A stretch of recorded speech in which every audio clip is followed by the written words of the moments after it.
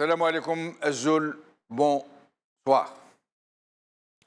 Il y a quelques jours, mon attention avait été attirée par une publication qui avait été partagée par une amie sur le Facebook. 5 assertions d'une évidence aveuglante, comme des équations où le mot ignorance est une constante. Ignorance plus religion égale terrorisme. Ignorance plus liberté égale chaos. Ignorance plus pouvoir égale dictature. Ignorance plus richesse égale corruption. Ignorance plus pauvreté égale criminalité. Et nous pouvons ainsi, à l'infini, conjuguer l'ignorance à toutes les circonstances, à toutes les variables. Et n'est-il pas vrai qu'une religion devient belle, fructueuse, salvatrice, source de justice et de solidarité lorsqu'elle a fleuri dans un terreau de savoir et de bonté d'âme? Mais qu'en est-il lorsqu'elle est couplée à l'ignorance? N'engendre-t-elle pas alors la violence, l'emprise des fanatismes, la vaine censure, les rituels vides de sens, le terrorisme?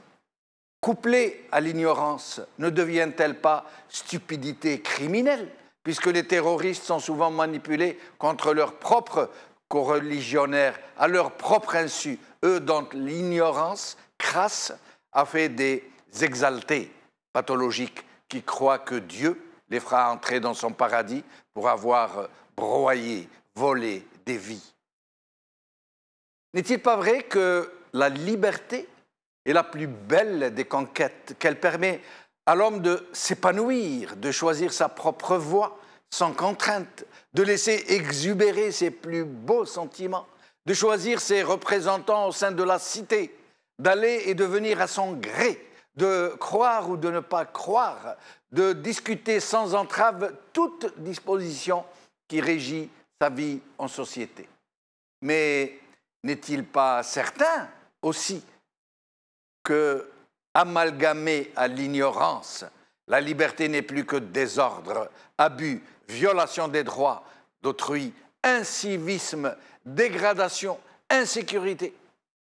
Les cités où la liberté prospère sur un terreau d'ignorance ne sont-elles pas sales, laides, anarchiques, où ne règne que le droit du plus audacieux, du plus effronté, de celui qui n'a cure de la liberté des autres?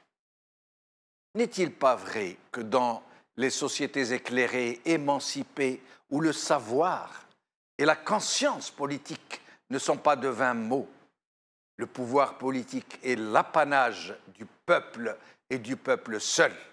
N'est-il pas vrai que la séparation des pouvoirs y est réelle, inviolable, que nul n'est au-dessus des lois et de la justice, que nul ne peut être dépouillé de ses droits?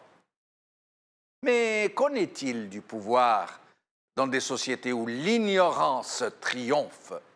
Ne dégénère-t-il pas toujours et immanquablement en tyrannie, en despotisme, où la seule véritable loi est celle du plus fort, de celui qui a su voler et capter la souveraineté populaire, sa force armée, sa justice, ses institutions?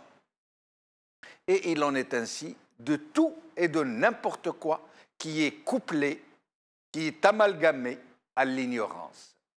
De l'argent qui devient une source de corruption et de gabegie, de la pauvreté que l'ignorance transforme en misère sociale, en insécurité, en jungle où la seule devise est celle du chacun pour soi.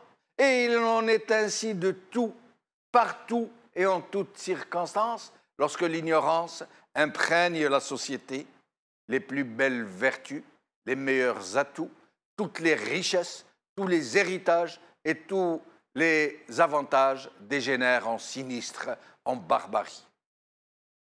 La plus succulente, la plus sucrée des cerises, si elle marine trop longtemps dans du vinaigre, perd sa saveur originale et se dégrade.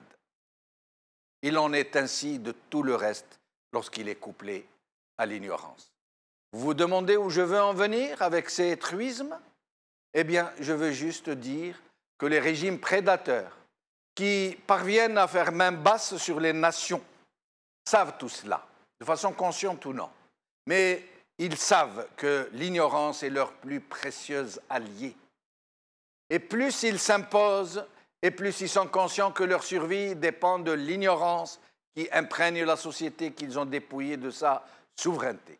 Plus la société est dans l'ignorance de ses véritables droits naturels, et plus ces régimes se renforceront. Et ce n'est pas pour rien qu'en Algérie, l'école et l'université vont de mal en pis. Ce n'est pas pour rien que les politiques de l'enseignement sont aussi médiocres. Ce n'est pas pour rien que les ministres qui sont choisis pour gérer des secteurs aussi sensibles, aussi décisifs pour l'avenir de la nation, sont toujours choisis soigneusement en fonction de critères qui sont le contraire de ce qu'ils auraient dû être. Et ce n'est pas pour rien que les fanatismes sont encouragés, que les intellectuels courageux sont muselés, que la corruption de masse est laborieusement entretenue, que la mauvaise conscience généralisée est savamment irriguée. Ce n'est pas par négligence non plus que le secteur de la recherche scientifique est en déshérence, confié à des gens qui se sont spécialisés dans le plagiat le plus sommaire. Ce n'est pas pour rien qu'à toutes les fonctions les plus visibles, les plus sensibles, ne sont désignés que les plus malhonnêtes, les plus ignares, les plus corrompus. Et ce n'est pas un hasard si rien n'est fait pour juguler la terrifiante hémorragie intellectuelle qui vide le pays de toutes ses compétences, de toute sa substance vive. Aujourd'hui. Algérie Monde Info, Annaba. Des charlatans vendent de l'eau de lavage des morts à 20 millions le litre, par Boalem M. Liberté. Gigel. Manque flagrant d'infrastructures culturelles, par Ryan Moussaoui. œuf post. Incivisme, négligence, atteinte à l'environnement, le syndrome algérien, par Kamel Bouslama. La bagarite en Algérie est-elle systémique? C'est le titre de notre émission d'aujourd'hui. Donc, après la chitalose, nous parlons aujourd'hui de la bagarite. Et à chaque fois, nous parlerons d'une de ces graves maladies qui affectent le pays tout entier. Et avec nous aujourd'hui, pour en parler, ici avec moi sur le plateau, Menned Naït Mohand. Merci d'être avec nous, Menned. Bonjour Jamel, bonjour chers téléspectateurs de le monde entier. Merci, je rappelle que vous êtes diplômé en sociologie. Avec nous en Skype, Sofiane Djilali, président de Jil Jadid. Merci Sofiane Djilali d'être avec nous. C'est toujours un plaisir. Merci à vous. Merci. Et au téléphone, Muntasar Oubatron, journaliste et chercheur en histoire. Muntasar, merci d'être avec nous. Nous n'arrivons pas à le joindre. J'espère que ça va être fait. Menned Aït Mohand. L'ignorance. L'ignorance, quand elle est couplée comme ça à d'autres choses, même très positives. Par exemple, l'ignorance couplée à la religion, ça donne le terrorisme, le fanatisme. Couplée à l'argent. L'argent, normalement, il apporte de bonnes choses. Il permet. Couplé à l'argent, ça devient de la corruption, ça devient du trafic d'influence. Couplé, je ne sais pas quoi, même aux responsabilités, au pouvoir, à l'ambition, ça devient du despotisme. Pourquoi en Algérie en sommes-nous arrivés à, j'allais dire,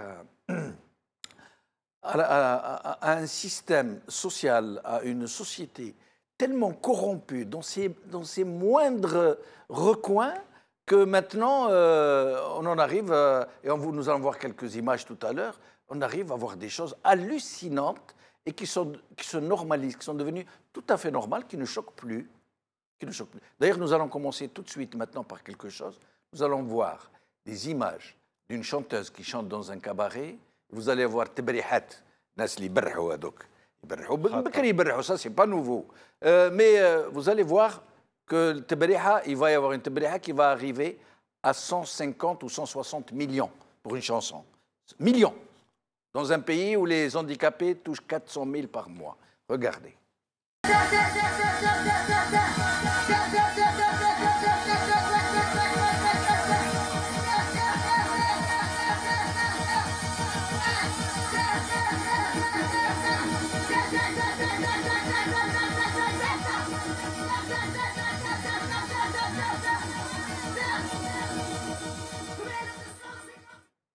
on ne l'a pas entendu.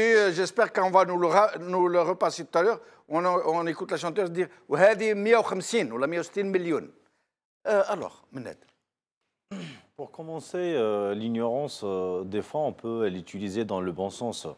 Je m'explique. L'ignorance, durant la révolution algérienne de 54-62, les vrais gérants et les vrais orchestres qui ont fait que l'Algérie ait son indépendance ont exploité l'ignorance dans le bon sens. C'est-à-dire, le peuple, il n'était pas intellectuel, il n'était pas comme ils le voulaient, ses leaders, à savoir Aben et Khidar et tous les autres.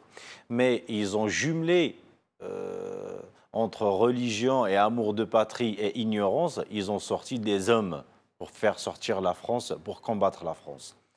Ce que vous Moi, je ne suis pas d'accord avec vous, parce qu'ils n'ont pas utilisé l'ignorance des gens pour les pousser à la révolution, à la révolte, mais c'est le contraire. Ils ont utilisé le désespoir, plutôt pas utilisé. Ils ont fait ressortir le désespoir du peuple, ils ont fait ressortir l'oppression, mais l'ignorance n'a pas été un vecteur pour pousser les gens à la révolution. Non, justement, par leur ignorance, la France n'a pas pu les gérer, n'a pas pu les manipuler contre. Vous voulez dire que si la société n'était pas analphabétisée et tout. Peut-être parce qu'elle a des mains comme les mains. Moi, je dirais c'est le contraire. C'est parce qu'il y avait un taux très fort d'analphabétisme, d'ignorance, comme vous dites, que la France a pu rester sans 32 ans et pas l'inverse. Non, pour moi, c'est l'inverse parce que, oui, elle est restée sans 32 ans parce qu'il n'y avait pas d'union, il n'y avait pas une force mobilisante. Parce qu'il y avait un terreau d'ignorance. Pas d'ignorance, j'allais dire d'ignorance imposée. Parce que, moi, je vais vous rappeler quelque chose, je me permets. Hein. En 1962, il y avait un général dont j'ai oublié le nom, c'est le premier soldat qui a mis le pied à Sidi Ferruch. C'est un général. Et c'est celui qui fut le premier gouverneur d'Algérie. J'ai oublié son nom. Dommage que Montassar n'est pas avec nous. Vous savez ce qu'il a dit? Il a dit « J'ai été très étonné. On nous a dit que c'était des peuplades ignorantes, obscurantistes. J'ai été très étonné de constater que tous les Algériens et que toutes les Algériennes étaient alphabétisés, beaucoup plus que la France. Vous savez pourquoi? Parce qu'à l'époque, il y avait les écoles coraniques, où les gens, ils qarafent l'ouha, filles et garçons. Non, parce que et ce n'est que plus tard que les gens ont commencé à être, comment dire, poussés vers l'ignorance, parce que le colonialisme avait intérêt à ce qu'elle soit ignorante pour qu'elle ne se révolte pas. C'est l'inverse ce que vous êtes en train de dire. Non, je m'explique. Ce n'est pas l'inverse, mais je m'explique. Oui. Parce que quand on dit ignorance, c'est un concept qui est très large. Oui. Donc, il ne faut pas le mettre... Analphabétisé, disons. Analphabétisé, c'est ce que je voulais expliquer. Et donc, ils l'ont utilisé dans le bon sens. Mais malheureusement, quand on parle de l'Algérie d'aujourd'hui, là où on est gouverné, pour moi, par des ignorants, dans le bon sens du concept, et la mauvaise gestion et la mauvaise gérance ont fait que le peuple algérien se baigne dans un grand bain d'ignorance et il ne sait même pas quoi faire. Pourquoi? Parce qu'on a perdu beaucoup de valeurs dans notre société, malheureusement. Et pour moi, la cause, c'est le pouvoir. C'est pourquoi? Parce qu'ils ont manipulé tout, ils ont monopolisé tout et ils ont politisé toute la société algérienne. Depuis 1962 à ce jour, où les jeunes, juste après le colonialisme, les Algériens, ils ont cette peur de l'État, ils ont cette peur, ils ont ce civisme. Vous êtes plus âgé que moi, donc vous avez vécu cette période. Mais après, l'État commence à apprendre aux gens la corruption, à apprendre aux gens ce qu'on appelle maintenant chita. Avant, ce n'était pas chita. Avant, c'est juste le ma'arif. Avant, c'est des connaissances. Ils mettaient des gens dans des entreprises, dans des directions. C'est des ignorants. C'est ce qui a fait que notre économie n'a pas pu développer. C'est ce qui a fait que notre école n'a pas pu développer. L'école dont vous étiez à votre génération, c'était une crème de l'université algérienne et de l'école algérienne parce que c'est l'héritage français. Depuis qu'on a passé le flambeau entre guillemets, aux gens qui nous gouvernent depuis l'indépendance à ce jour, l'Algérien a perdu tout. Mais ça ne s'est pas dégradé d'un seul coup.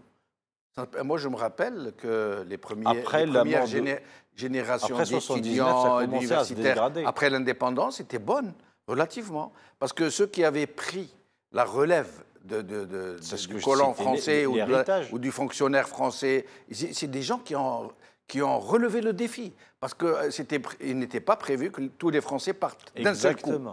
C'était prévu que le million de Français restent. Or, après la tragédie de l'OAS, ils ont eu peur, ils sont tous partis. Et l'Algérie s'est trouvée vide, plus de fonctionnaires, et malgré ça, les Algériens ont relevé le défi et ça a continué à fonctionner. Tout a continué à fonctionner, mais les premiers fonctionnaires, les premiers enseignants, les premiers cheminots, les premiers dockers, tous les Algériens qui ont occupé la place des pieds noirs étaient compétents, ils étaient animés de bonne conscience. Et l'Algérie était belle les premières années. Mais après, le politique est arrivé et il a commencé à inséminer son poison et ça a commencé à se dégrader petit à petit. Et malheureusement, c'est dans tous les secteurs. Ils ont bien... Parce que, comme disait un politicien que j'ai vu sur un plateau télé en Algérie, il a dit même si on ramène les Japonais pour dégrader l'Algérie et essayer de lui faire du mal, ils ne pourront jamais faire ce que ces gens-là... ont fait. Exactement, ils ne pourront jamais.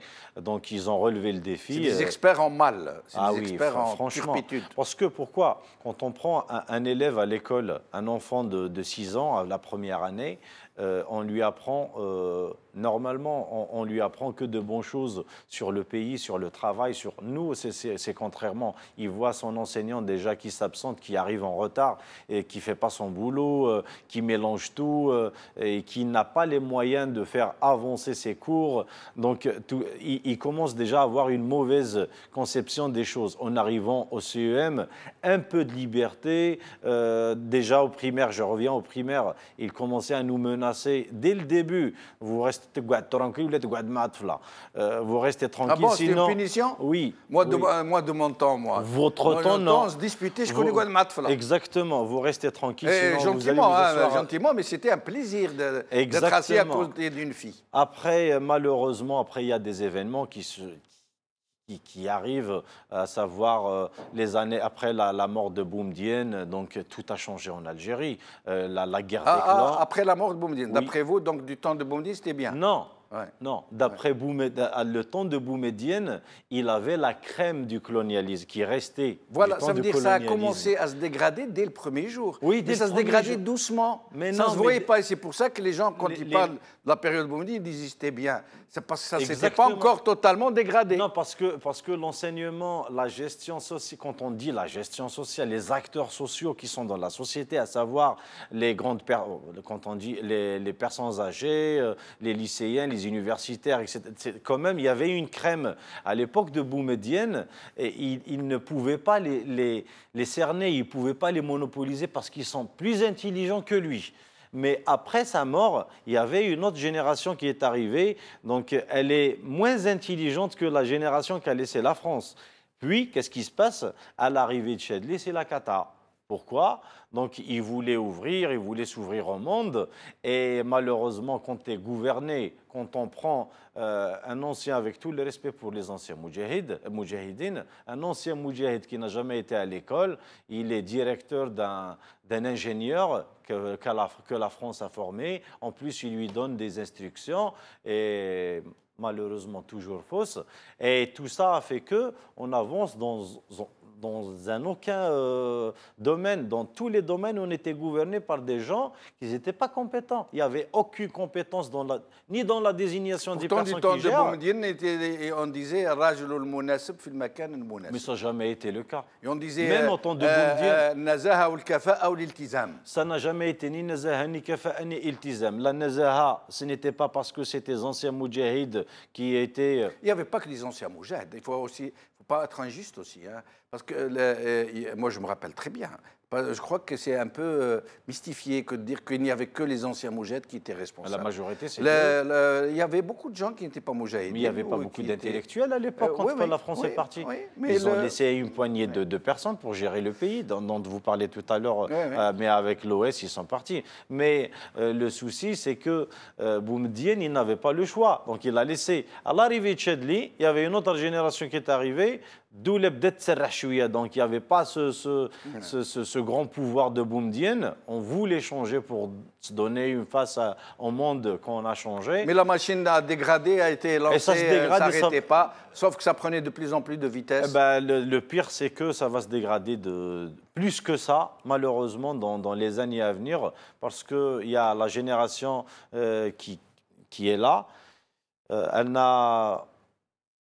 Je n'ai pas le droit de le dire aucun niveau, mais un niveau très, très, très, très, très bas dans tous les domaines. Ils sont le fruit de l'arbre. Tout simplement. Sofiane Gilali, à votre avis, une question simple, est-ce que cet état de délabrement moral, culturel, civique, sociétal, politique, est-ce qu'il a été inséminé par le régime sciemment ou est-il la conséquence de quelque chose?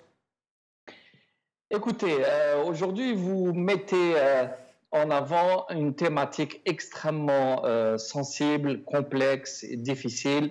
Et je crois qu'il ne faut pas aller très vite vers des conclusions comme ça lapidaires dans tous les sens. La société algérienne traverse des moments très difficiles et douloureux et qu'il faut inscrire dans une trajectoire historique. On ne peut pas extraire comme cela l'Algérie de 1970 à part et puis une Algérie de 80 ou 90. C'est un tout, c'est une évolution, une dynamique. Et malgré tout ce que peut vouloir faire un pouvoir, il peut faire de graves erreurs politiques, il peut y avoir de l'incompétence, mais au-delà de cela, il doit y avoir une inertie de la société elle-même qui va influencer très lourdement sur le politique. Le politique, dans tous les pays, à tous les âges, n'est que le reflet de ce qui se passe à l'intérieur de la société. Et c'est là qu'il faut aller chercher les raisons de notre impasse historique et de savoir est-ce qu'on peut en sortir ou pas. Alors, pour faire un peu rapidement, il faut faire aussi des analogies avec ce qui s'est passé avec d'autres nations.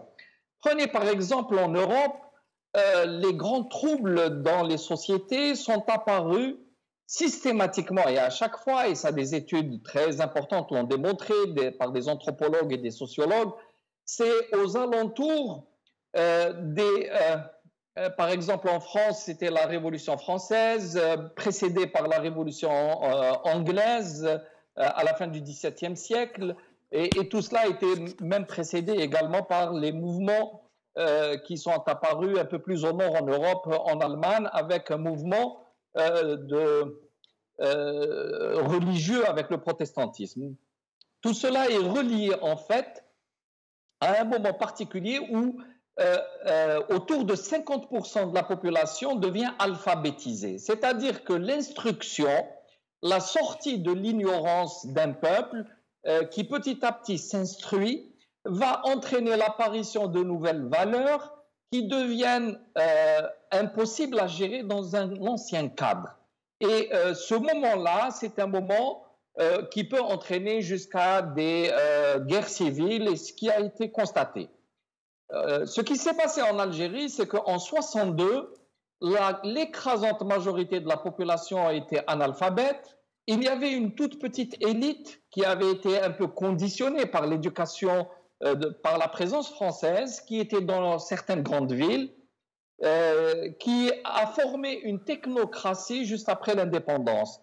Mais après l'indépendance, justement, ce sont entre guillemets, les seigneurs de la guerre qui ont pris le pouvoir et qui ont utilisé cette technocratie dans les limites de son pouvoir. Mais très rapidement, le régime avait engagé de profondes réformes de l'éducation et il y avait une dimension très généreuse. Le régime de Boumedienne, on peut revenir sur beaucoup de ses graves erreurs, mais même avant Boumedienne, Ben Bella, la première des choses à faire, le premier défi qui avait été relevé, c'était de scolariser les enfants. Là, en septembre 62, il fallait relever le défi et mettre les enfants à l'école. Et ça, on ne peut pas le nier. Mais simplement engager une instruction aussi large a entraîné très rapidement une évolution des mœurs, une évolution de perception des choses. Et dès la fin des années 70, par l'instruction des filles en particulier, il y a eu des bouleversements dans la structure de la société. Bien sûr que le pouvoir a fait des erreurs, qu'il a aggravé des situations, qu'il a mal géré des réformes, mais tout cela, ça s'est vu ailleurs. Mais pourquoi la société algérienne a été extrêmement sensible à ces erreurs-là? Eh bien parce qu'elle a commencé à perdre ses référents. La société traditionnelle, qui très longtemps a été hégémonique, qui gérait les hommes, vous savez très bien que depuis la naissance jusqu'à la mort, chaque individu algérien avait un destin tracé. Il devait faire le métier que les parents avaient décidé, il était lié totalement au groupe, il devait se marier avec la fille choisie par la famille et toute sa vie était tracée. Or, le monde moderne, celui qu'on commençait à palper à partir des années, après l'indépendance en tout cas, lui exigeait autre chose. Il voulait de la mobilité, il voulait que les individus s'impliquent, s'engagent dans une société ou dans une entreprise, qu'il s'autonomisait par rapport au groupe parce qu'il avait maintenant de nouvelles obligations vis-à-vis de son environnement professionnel, de son environnement familial, de son environnement de voisinage. Et petit à petit, les liens traditionnels se disloquaient et étaient remplacés, mais de façon complètement anarchique, par de nouveaux liens qui, petit à petit, ont fait que les référents, la structure psychologique, les structures de la société traditionnelle ne répondaient plus aux besoins de l'individu. Et c'est ainsi que petit à petit, sorti du groupe, l'individu se retrouvait noyé dans un océan où il perdait ses repères. Quand il était dans son petit village, il ne pouvait pas faire un seul mouvement sans qu'il ne soit aperçu, jugé par le groupe. Mais lorsqu'il était en ville, il va habiter un appartement, il est dans une grande ville de façon anonyme, et là, il se permettait tout. Il faisait ce que personne ne pouvait juger. Et petit à petit, toutes ces mœurs ont été bouleversées. Soufiane Djilali, une population... Oui. Je me permets de vous interrompre. Mustafa Al-Sharaf parlait de ce phénomène qu'il décrivait sous le qualificatif, sous le néologisme de rurbanisation. Et vous avez vous-même écrit un livre très intéressant sur ces thèmes-là. Si vous êtes chez vous et que vous pouvez nous présenter le livre comme ça, pour qu'on voit et qu'on puisse encourager nos téléspectateurs à le lire. C'est très important. Mais sinon, je voulais vous poser une question précise. Qu'est-ce qui a fait, Soufiane Djilali, que dans cette société, moi je m'en rappelle très bien, moi l'indépendance, j'avais 10 ans, dans cette société qui se distinguait par sa propension, j'allais dire, à la pudeur, à l'humilité, à la sobriété. Les gens n'aimaient pas trop se faire voir. Je me rappelle que même pour peindre la façade de sa maison, les gens essayaient de ne pas trop en faire. Pour aller acheter, moi je me rappelle par exemple ma maman, quand elle voulait qu'on achète de la viande, mon père était facteur, ça veut dire qu'on pouvait un peu se permettre. Elle envoyait mon frère Nabil chez un boucher dans un côté de la ville, et moi, elle m'envoyait dans un autre côté de la ville. Chacun devait ramener une livre, 500 grammes de viande. Quand on lui disait « Pourquoi tu nous fais ça ?», elle nous disait « Parce que les gens n'ont pas suffisamment d'argent pour acheter de la viande. Il ne faut pas les provoquer en achetant trop de viande devant eux, 1 kilo, vous imaginez. » Et donc, qu'est-ce qui a fait que de cet état d'esprit, la société algérienne bascule dans l'étalage, le matu vu, l'outrance, justement le bagarrisme? Qu'est-ce qui s'est passé? Écoutez, la société traditionnelle était extrêmement puissante et elle générait des valeurs. Parmi les valeurs très importantes, il y avait cette dimension de solidarité. Et la solidarité, c'est pas simplement aider son voisin quand il est dans la difficulté ou son prochain en général, mais c'était aussi le respecter dans ce qu'il ne pouvait pas se permettre, etc. Il y avait de la pudeur. Mais tout ceci, toute cette mentalité procède de la structure première de cette société. Or, la société algérienne est très asymétrique, la société traditionnelle, totalement asymétrique. Elle maintenait la femme enfermée dans le foyer, elle construisait sur la séparation des sexes et elle obligeait un certain nombre de rapports. Par exemple, la société fonctionnait sur un rapport d'autorité qui relève du dominé-dominant. C'est systématique. Or, le rapport de dominé-dominant vient combler le fait qu'il y a des structures asymétriques. Une structure asymétrique signifie que les gens ne l'acceptent pas par la raison. Donc, il faut agir par la force. Or, pour que ce rapport soit efficace, il fallait encourager l'ignorance. La société algérienne, même avant la colonisation, si la personne devait apprendre à lire et à écrire, c'était pour aller à la Zaouïa, apprendre à lire le Coran et devenir spécialiste dans le passé. On n'encourage pas les gens à réfléchir, à créer. La création, à la base, est rejetée. Et toute cette utilisation même de la dimension religieuse pour cantonner l'individu dans un milieu entièrement fermé. Donc, lorsque quelqu'un est ignorant, on le manipule, on l'utilise comme on le veut. D'ailleurs, on dit très tôt à de nouveaux parents, par exemple, qui viennent d'avoir un enfant, on leur dit « ne lui ouvrez pas les yeux, ne lui apprenez pas l'esprit critique parce qu'il vous posera problème après. » Donc, on essaye systématiquement de maintenir des structures de cette façon-là. Alors, lorsqu'il y avait une petite élite qui était éduquée, instruite, informée et conditionnée par la culture du colonialisme, elle nous semblait très bien dans les petites villes. Mais après l'indépendance, avec l'exode rural, avec l'ouverture et la décomplexification, disons, psychologique des gens, on n'avait plus de complexe par rapport aux nouvelles habitudes, il y a eu une dérive progressive, lente mais naturelle aussi, vers la consommation, vers le matérialisme et vers une perte de la spiritualité. Et tout cela va en même temps. Et d'ailleurs, ce sont des phénomènes que vous pouvez très bien observer, même dans une société sécularisée comme la société française, où il y a de plus en plus de matérialisme absolu, un dessèchement total de la spiritualité, une perte complète des valeurs de solidarité. Et toutes ces sociétés sont maintenues maintenant par un corset, un corsetage de règles qui sont laïques, c'est-à-dire des lois édictées par leur assemblée.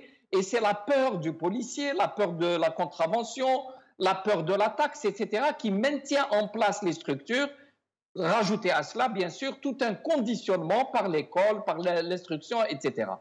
Mais pour revenir au fond de votre question, entre l'ignorance et le savoir. Alors, le savoir est de deux grandes natures. Il y a toute la science, l'instruction, le savoir extérieur, la maîtrise du monde matériel, mais il y a toute cette connaissance qui est le savoir interne, cette introspection. Et le monde occidental, maintenant, est parti très en avant dans la maîtrise de la science et il a desséché totalement les mécanismes d'introspection et toute dimension spirituelle.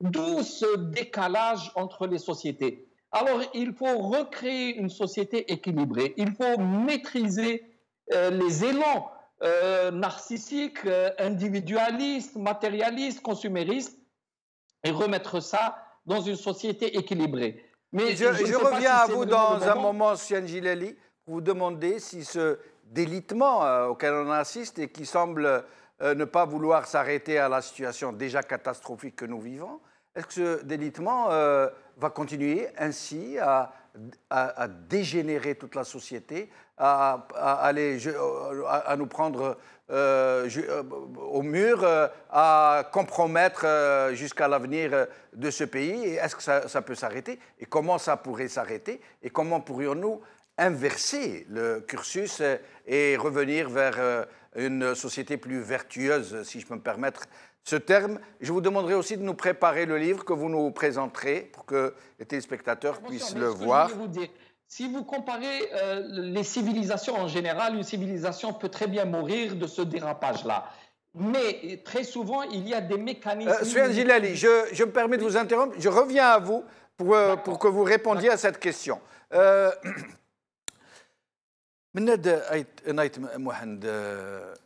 Avant de vous poser une question en particulier, j'aimerais vous montrer quelques images sur nos responsables, certains de nos dirigeants, comment ils parlent, comment ils sont très à l'aise pour dire des choses absolument ahurissantes. Vous allez les écouter. الحمد لله فضل المخطط والاستراتيجي والحكمه والبصيره تاع فخامه الرئيس رانا بعاد عليهم. اسمحوا لي يا جماعه اللي يقول لك جمال العباسي شيت للرئيس شيت ونص.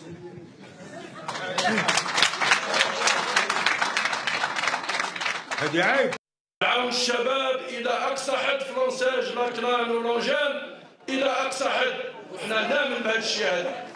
وما تطيحوش في الكلام، ما تطيحوش في الكلام تاع جماعه يقول لكم راكم طيشوا في الفلوس مدوهم لي جون، والفلوس هذوك يروحوا يشري بك الروس ويروح يتزوج هي هم بعد. علاش ماشي غير الملكان؟ الملكان عندهم ما عندهمش عربي بن مهيدي، ما عندهمش بن بولعيد، ما عندهمش، حنا عندنا هذا. بكل حريه وبكل شفافيه على المترشح اللي يحبوا. احنا المترشح تاعنا تعرفوه هو السي عبد العزيز بوتفليقه، الله يرحم الشهداء، تحيا الجزائر وينعل كل اللي ما يحبناش. شكرا. مازال نتصاصوا في 2019 ومازال نتصاصوا في 2024 و2029 و2034. Je suis sans voix. Je suis sans voix. Voilà. Je vous laisse commenter. Je n'ai pas de questions. Premièrement, je reviens à la phrase du secrétaire général du FLN qui, soi-disant, parle de Bouteflika. Moi, je vais le dire en arabe, c'est un mot je cherche le mot et je ne le trouve pas en français. C'est glorifié ou ta'zim. Ta'zim, shakhs al-ra'is. C'est comme si c'est un dieu, mais ce n'est pas possible. C'est un simple être humain, il est là au service du peuple, normalement. Mais quand j'entends ça, moi, ça ne m'étonne pas. Justement, dans une société normalement constituée, j'allais dire, hache à la société algérienne, est-ce qu'il aurait pu se permettre... Impossible. Parce que la société algérienne, ça ne veut pas dire qu'elle n'est pas construite ou instruite, ou les jeunes Algériens, ils ne sont pas intelligents, hein. Ils sont tous conscients. Parce que il n'y a pas plus patient que les Algériens au monde. Et je regarde la caméra. Je ne vous le fais pas dire. Je vous jure, et je le jure devant Dieu, il n'y a pas plus patient que le peuple algérien. Mais est-ce que ce n'est pas une tare plutôt qu'une qualité? Mais franchement, pour moi, c'est une qualité d'être patient parce qu'on craint le pire d'eux. Non, mais justement. Ils profitent de notre patience. Ils profitent de notre résistance pacifique. Ils profitent de tout. Mais il viendra le jour, il y aura une goutte qui va faire déborder le vase, laquelle, c'est la jeunesse, c'est le taux de chômage, c'est le taux d'ignorance, justement. Parce qu'avant, quand on disait quelqu'un « Jamal Andoul Bac », c'est un bac. Et là, malheureusement, avec la dégradation du niveau, quand on dit qu'il a un doctorat, il ne sait même pas écrire une lettre.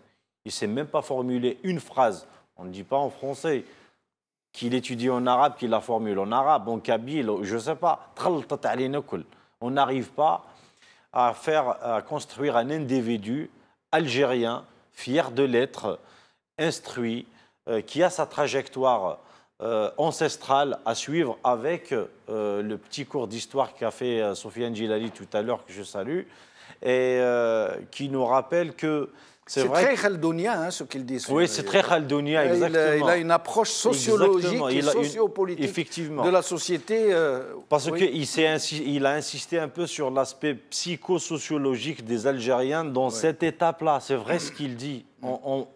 Le peuple algérien vit actuellement et il a vécu, il vivra malheureusement quelques années plus dures que ces années-là. Pourquoi? Parce qu'on est entre une poignée de personnes qui peuvent pas, qui veulent pas et qui n'osent pas lâcher le pouvoir pour s'enrichir. Ils sont riches, mais ils nous ont fait perdre des années Mais et des années.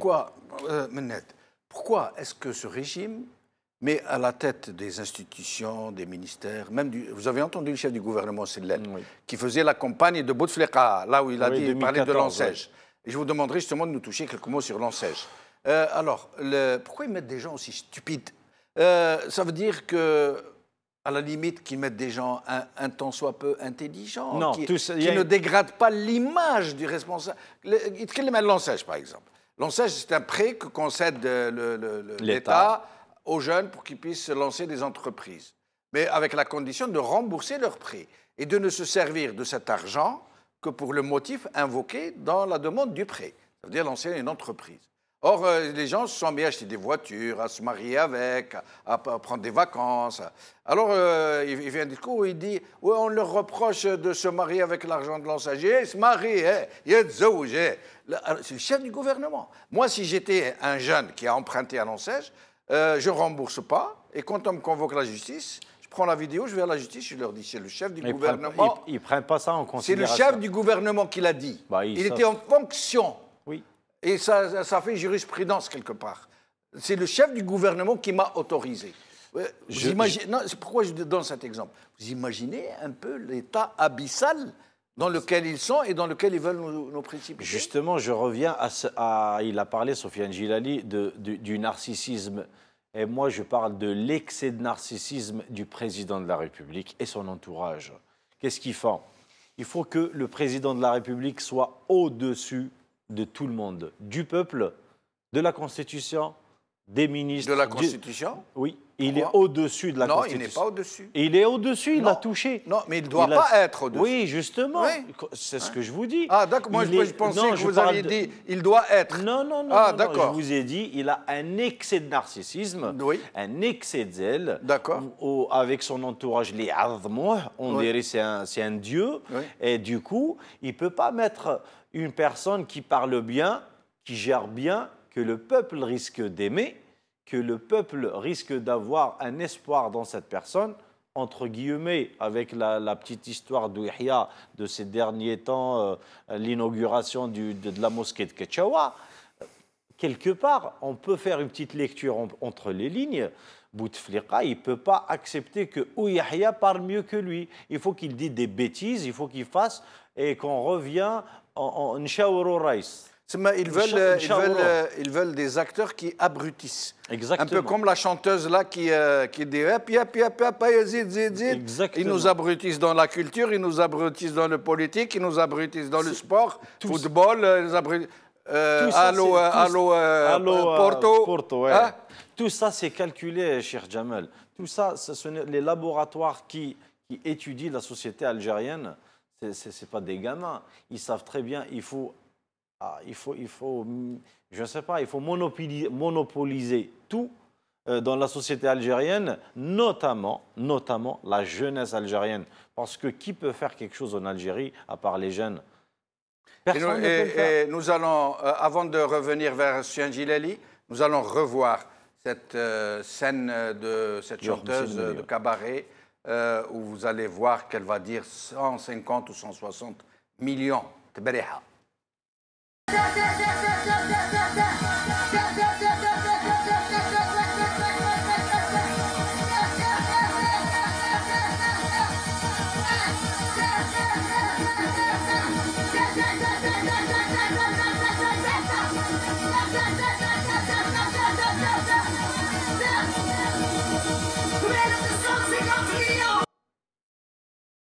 Sofiane Gilali. Oui, pour reprendre... Alors, j'aimerais d'abord que vous nous montriez votre livre, si vous l'avez... Oui, avec plaisir. Voilà. Bien en face, comme ça, voilà, très bien, restez un moment comme ça. La société algérienne, choc de la modernité, crise des valeurs et des croyances. Voilà, on le laisse un moment. Donc, je recommande vivement la lecture de ce livre que j'ai commencé à lire moi-même. Et j'espère pouvoir recevoir Sofiane Gilali pour une émission pour parler de ce livre, justement, et des choses très intéressantes qu'il contient. Sofiane Gilali, je vous laisse poursuivre. Oui, vous disiez tout à l'heure, jusqu'où ça va aller comme ça? Est-ce que ce délitement va finir par faire effondrer toute la société? Oui. En fait, on peut dire que c'est possible. Oui, il y a eu plusieurs civilisations qui, une fois ont commencé à entrer dans une dynamique de dégénérescence, ont été jusqu'au bout et ont disparu.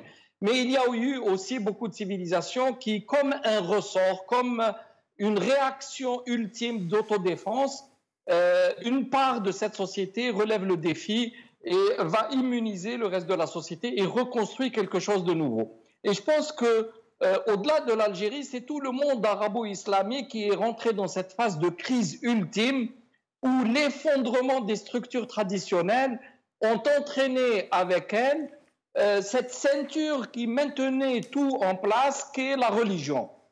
Malheureusement, pendant très longtemps, depuis peut-être Muawiyah, en réalité, l'islam a été très souvent utilisé comme un appoint, un appui pour maintenir en place des structures de société, mais également le pouvoir qui en était un peu la clé de voûte.